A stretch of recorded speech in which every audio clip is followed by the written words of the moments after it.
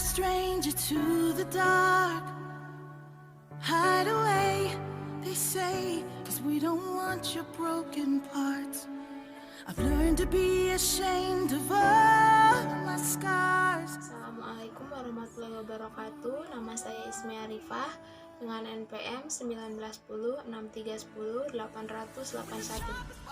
Nama saya Siti Romlah dengan NPM 1910 6310 841.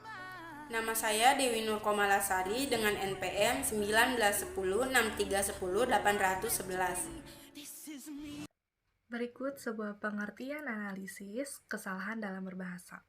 Menurut Setyawati pada tahun 2010, 13, kesalahan berbahasa adalah penggunaan berbahasa baik secara lisan maupun tulisan yang menyimpang dari faktor-faktor penentu berkomunikasi dan menyimpang dari kaidah tata bahasa Indonesia.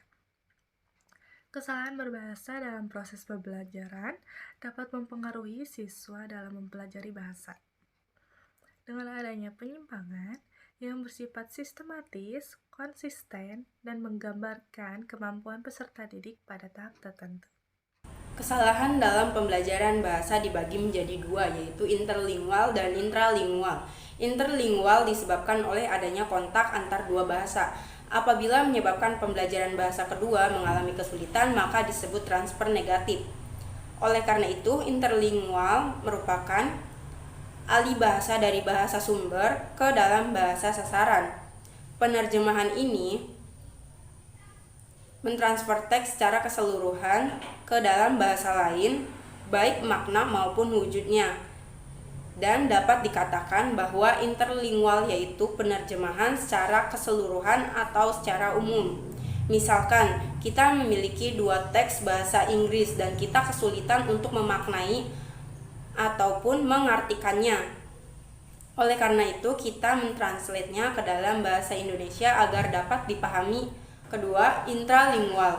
Intralingual adalah kesalahan pembelajar bahasa kedua disebabkan oleh kerumitan sistem bahasa kedua itu sendiri. Oleh karena itu, intralingual merupakan penerjemahan yang dilakukan pada bahasa yang sama dengan mengkomunikasikan makna yang ada pada teks ke dalam bahasa yang sama. Misalkan, saya memiliki satu teks bahasa Indonesia, tetapi bahasa di dalamnya itu sangat baku atau kurang familiar. Oleh karena itu, jika kita akan memahaminya, kita terjemahkan terlebih dahulu bahasa yang ada di dalam teks ke dalam bahasa yang familiar atau bahasa umum yang kita gunakan sehari-hari. Penyebab kesalahan dalam pembelajaran bahasa. Penyebab kesalahan berbahasa menurut Setyawati tahun 2010 yaitu diantaranya 1. Terpengaruh bahasa yang lebih dahulu dikuasai. Misalkan, bahasa ibu atau bahasa sehari-hari yang saya gunakan yaitu bahasa Jawa. Dan saat saya merantau ke daerah yang luang lingkupnya menggunakan bahasa Sunda, otomatis saya akan merasa kesulitan saat mengucapkan bahasa Sunda itu sendiri. Karena saya masih terpengaruh oleh bahasa yang lebih dahulu dikuasai yaitu bahasa Jawa. Kedua, kekurangpahaman pemakai bahasa terhadap bahasa yang dipakai. Misalkan, pada zaman sekarang banyak sekali anak-anak yang menggunakan bahasa gaul tanpa diketahui terlebih dahulu apa makna yang terkandung di dalam kata tersebut. Ketiga, pengajaran bahasa yang kurang tepat atau kurang sempurna. Misalkan, saya mengajarkan teman saya berbahasa Inggris, tetapi saya tidak mengajarkan dari dasar-dasarnya terlebih dahulu. Oleh karena itu, teman saya akan merasa kesulitan untuk memahaminya, karena pengajaran yang kurang tepat atau kurang sempurna akan sulit dipahami oleh sasaran.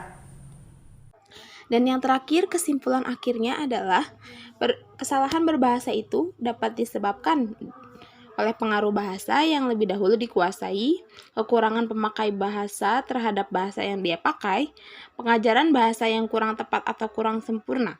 Maka dari itu, faktor dari proses terjadinya kesalahan berbahasa terdapat dua faktor, yaitu penguasaan bahasa pertama, di mana faktor ini sangat bersifat ilmiah atau apa adanya, dan penguasaan bahasa kedua. Pada faktor ini bersifat terstruktur atau tertata.